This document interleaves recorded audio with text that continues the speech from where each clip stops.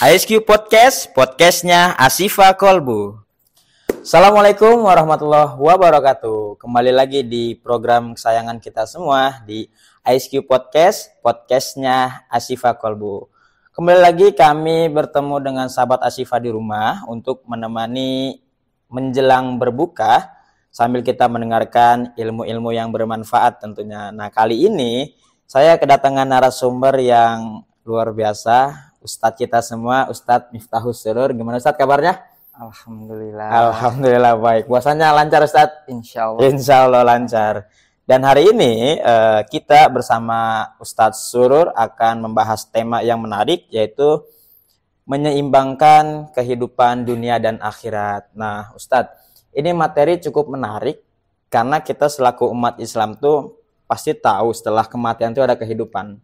Dan kita tahu bahwa hidup kita nggak cuma di dunia aja, nanti ada pertanggungjawabannya di akhirat. Nah, tapi terkadang kita tuh suka lupa gitu, suka lalai. Kita tahu akhirat itu akan ada, tapi kadang kita mengabaikannya. Justru mungkin banyak di antara kita umat Islam yang sholatnya jarang-jarang atau mungkin tidak pernah sholat, ibadahnya ditinggalkan. Nah, Ustadz, kenapa sih kita harus menyeimbangkan kehidupan dunia dan akhirat? Baik, bismillahirrahmanirrahim.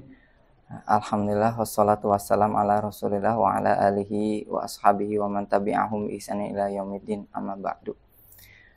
Terima kasih Ustadz Fauzi atas waktunya.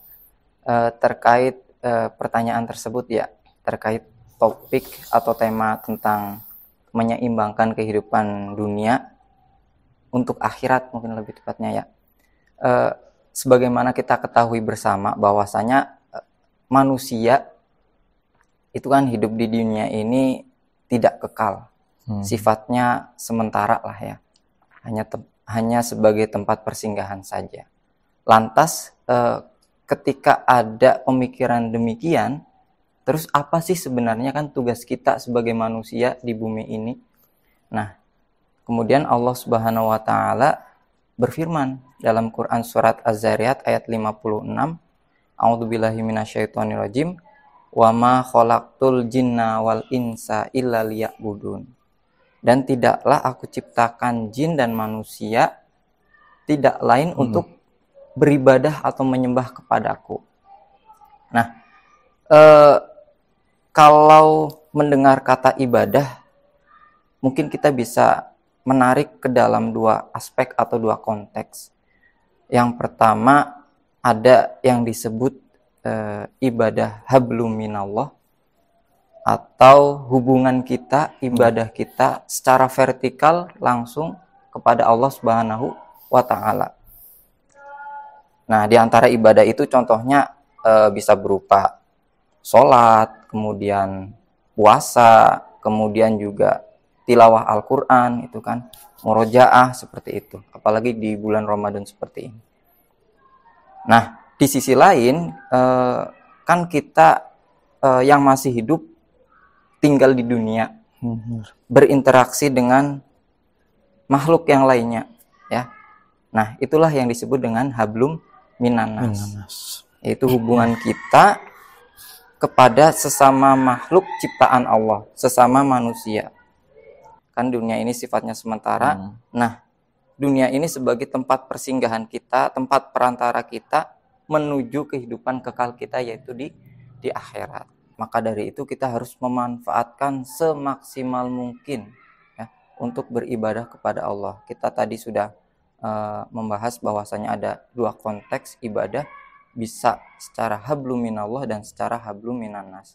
Kalau hablum minallah itu langsung kepada Allah ibadahnya, sholat, puasa, zakat. Sedangkan hablum minannas itu ibadah yang nanti kaitannya pun ada dengan sesama manusia. Seperti itu. Nah, Ustadz Fauzi, sebenarnya kehidupan kita di dunia ini pun merupakan penentu ya, tempat kembali kita nanti di kehidupan yang lebih kekal, yaitu di akhirat, akan kemana? Apakah selama hidup di dunia kita mendapatkan ridho Allah Subhanahu wa taala atau tidak? Ya kan? Alhamdulillah ketika memang kita selama hidup Allah memberikan ridhonya kepada kita, artinya ibadah kita diridhoi, hidup kita diridhoi, insya Allah kita akan kembali ke tempat kekal kita di akhirat, di surga. Namun yang nauzubillah ya, yang harus kita waspadai, yang harus kita jaga bersama-sama adalah ketika kita selama hidup di dunia ternyata Allah tidak meridhoi itu kehidupan kita, ibadah kita nggak diridhoi, ya, kemudian segala bentuk aktivitas kita tidak diridhoi, artinya kan dikhawatirkan kita akan kekal selamanya di neraka. Nah itu kan nauzubillah min dzalik. Semoga kita semua dijauhkan dari pada seperti itu. Jadi seperti itu Ustaz Fauzi.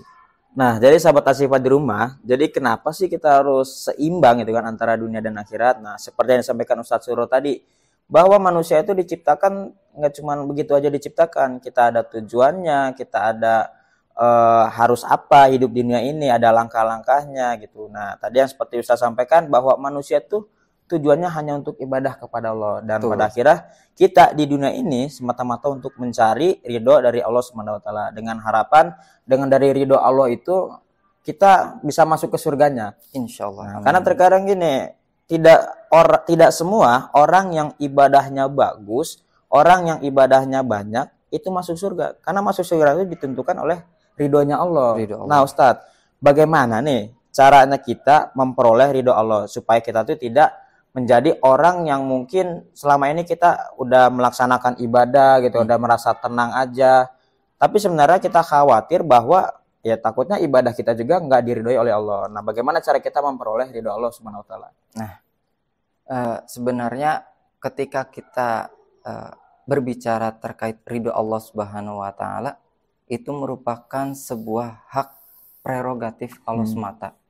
Jadi ya terserah Allah ingin memberikan ridhonya kepada siapa. Nah terus ya kita sebagai manusia yang memiliki kewajiban untuk memperibadahi Allah Subhanahu wa taala, apa yang harus kita usahakan, ya kan? Yang harus kita usahakan, yang harus kita lakukan ya. Kita lakukan, laksanakan fungsi kita diciptakan di dunia ini. Tujuan kita ngapain sih Allah ciptain? Nah, yang perlu kita usahakan ya demikian. Seperti yang tadi saya sebutkan di dalam Quran surat Az-Zariyat ayat 56, bahwasanya kita diciptakan tujuannya adalah untuk beribadah, ya kan?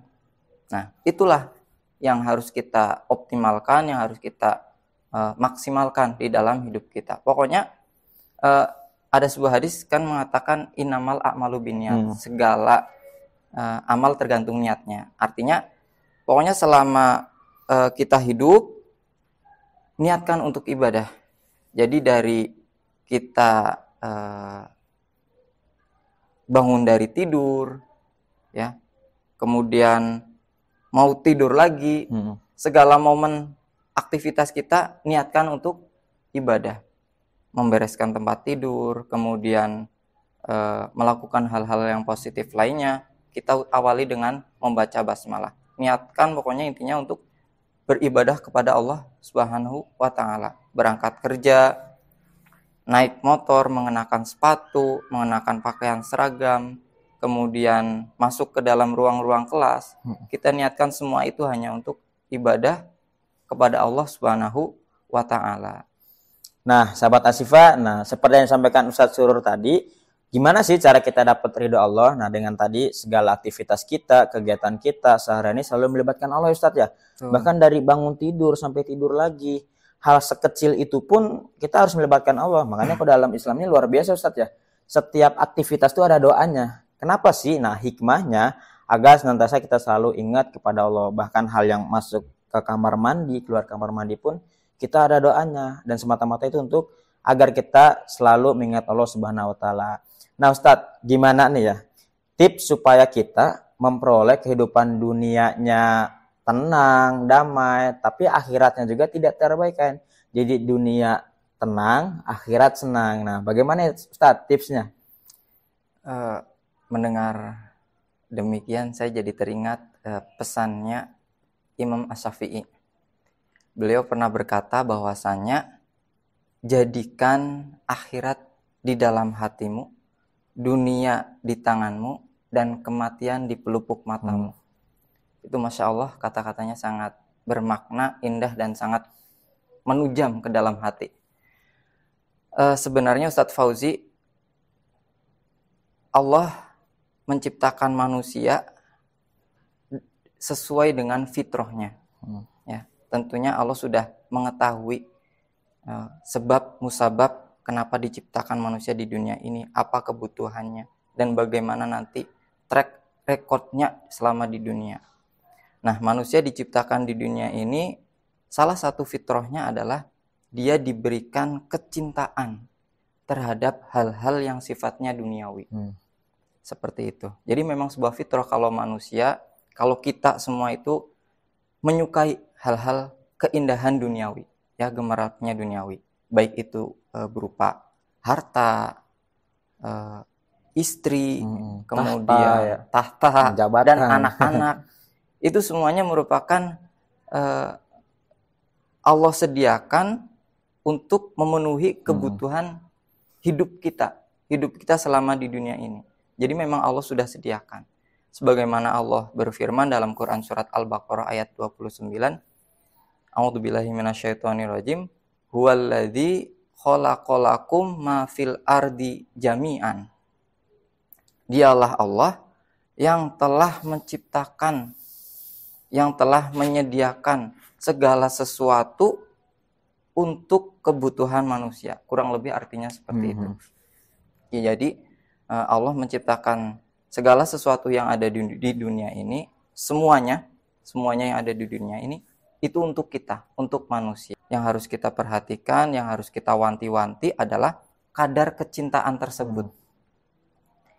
Kadar kecintaan tersebut. Jangan sampai kita memiliki perasaan berat sebelah terhadap kecintaan, baik itu ke dunia maupun kecintaan kepada akhirat atau ibadah, seperti itu. Artinya seperti ini, kecintaan terhadap dunia ibaratkan berada di genggaman kita. Artinya pergunakan secukupnya saja, ya. Ketika memang itu sudah dirasa cukup, ya sudah, seperti itu. Nah, kemudian kita juga jangan sampai mengabaikan kebutuhan dunia kita, karena lebih memfokuskan kepada ibadah kita, ya, kepada hubungan hablum minallah kita, sampai mengabaikan urusan makan, urusan minum, urusan bekerja, mendidik anak, mengarahkan istri, menjadi pemimpin di dalam keluarga. Itu jangan sampai terabaikan juga. Artinya semuanya harus pas. Itu tadi, seperti yang tadi saya sampaikan di awal, bahwasanya niatkan segala aktivitas kita di dunia ini untuk ibadah, ya, baik itu bekerja, baik itu berwira swasta, jualan, dan lain sebagainya. Niatkan untuk ibadah, niatkan untuk ridho Allah Subhanahu wa Ta'ala. Ketika kita dapat melakukan itu, maka kita dua-duanya dapat, ya. Bekerjanya dapat benefit, dan pahalanya pun dapat, karena kita sudah dari awal meniatkan untuk ibadah, seperti itu. Nah, jadi kita bisa ngambil poinnya nih, bahwa kadang orang nganggap tuh ibadah tuh cuma sholat, puasa gitu kan, tanpa dia sadar bahwa sebenarnya aktivitas yang dia lakukan sehari-hari itu bisa bernilai ibadah gitu. Betul. Tergantung niatnya. Seperti yang tadi Ustaz sampaikan, semua amal tuh tergantung niatnya. Kalau kita bekerja atau kita berusaha, ya, nah, kita niatkan untuk ibadah, maka itu bisa bernilai ibadah, ya Ustadz, ya. Jadi nggak perlu lah kita misalkan sholat sepanjang hari melupakan dunianya gitu kan. Di situ kan hal yang harus sebenarnya kita seimbangkan, karena manusia juga di dunia butuh melanjutkan kehidupannya gitu kan, dan akhiratnya juga butuh untuk bekal mereka di akhirat nanti. Nah, luar biasa yang Ustadz suruh sampaikan. Nah, Ustadz nih terakhir ya, untuk sahabat Asyifa di rumah, pesan-pesan buat sahabat Asyifa di rumah supaya dalam menjalani hidupnya tidak melupakan akhirat, tidak melupakan dunia juga. Jadi dunianya tenang, akhiratnya senang. Mangga Ustadz. Siap. Kesimpulannya adalah ketika kita mampu menempatkan kadar kecintaan kita baik di dunia maupun akhirat itu sesuai porsinya, sesuai kadarnya, maka insya Allah ketenangan dan kedamaian akan kita peroleh. Artinya bekerjalah untuk duniamu seakan-akan engkau akan hidup abadi. Persiapkanlah akhiratmu seakan-akan engkau akan mati esok hari.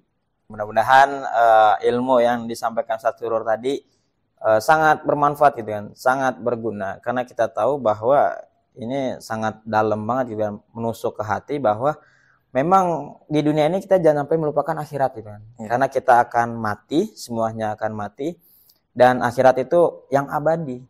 Jadi kalau kata lagu Ustadz Dery Sulaiman tuh, dunia sementara, akhirat selamanya. Sip. Jadi dunia ini cuma tempat singgah aja gitu kan. Dunia ini bukan tempat tinggal, tapi tempat kita untuk meninggal.